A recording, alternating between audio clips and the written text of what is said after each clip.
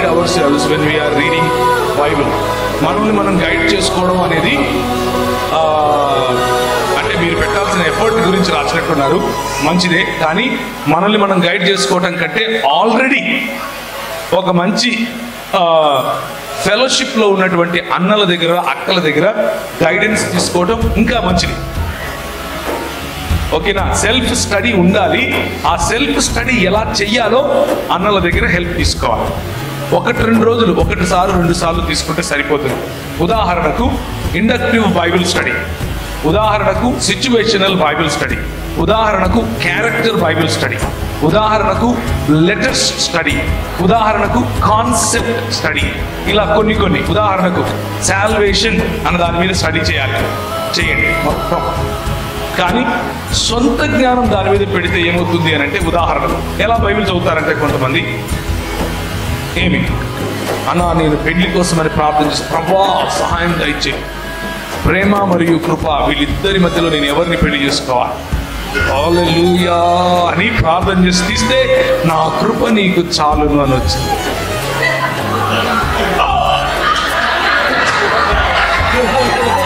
అలాంటి బైబిల్ స్టడీలు చేయకండి అమ్మా.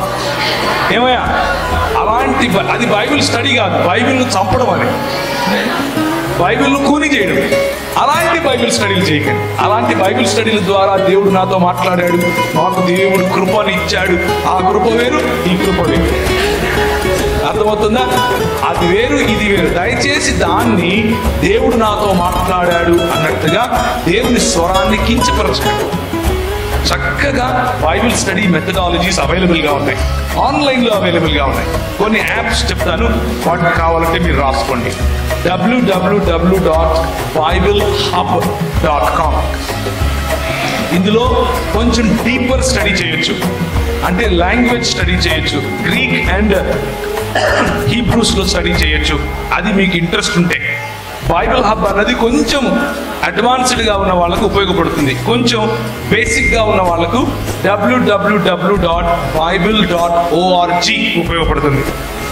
www.carm.com ఉపయోగపడుతుంది. www.equip.com ఉపయోగపడుతుంది. www.reasonablefaith.com ఉపయోగపడుతుంది. ఇలాంటి చాలా వెబ్సైట్స్ ఉన్నాయి. ఓకేనా? ఇంకా కావాలి అనంటే ఏమి, స్థానికంగా ఒక ఫెలోషిప్లో ఎక్కడైతే బైబిల్ స్టడీ చేస్తారో ఆ ఫెలోషిప్లో మీరు ఏ సంఘానికి చెందిన వాళ్ళైనా పర్వాలేదు, బైబిల్ చదవడానికి డినామినేషన్లు అడ్డమా? ఎవరు అడ్డపడరు కదా. అలాగని చెప్పి ఏమి క్రీస్తు సంఘం వాళ్ళు యెహోవా సాక్షులు పిలిచారని చెప్పి బైబిల్ స్టడీలకు వెళ్ళిపోతారు. దుంప నాశనం అవుతారు, మామూలు నాశనం కాదు. వాళ్ళు ఏం చెప్తారంటే యేసు ప్రభు మా అన్న, యేసు ప్రభు మా తమ్ముడు, పరిశుద్ధాత్ముడు మా చిన్న కొడుకు, ఇట్లాంటి మాటలు మాట్లాడతారు వాళ్ళు.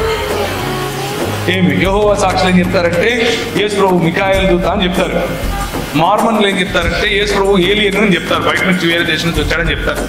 ఇలాంటివి చెప్పే వాళ్ళ దగ్గరికి బైబిల్ స్టడీస్కి వెళ్ళకండి.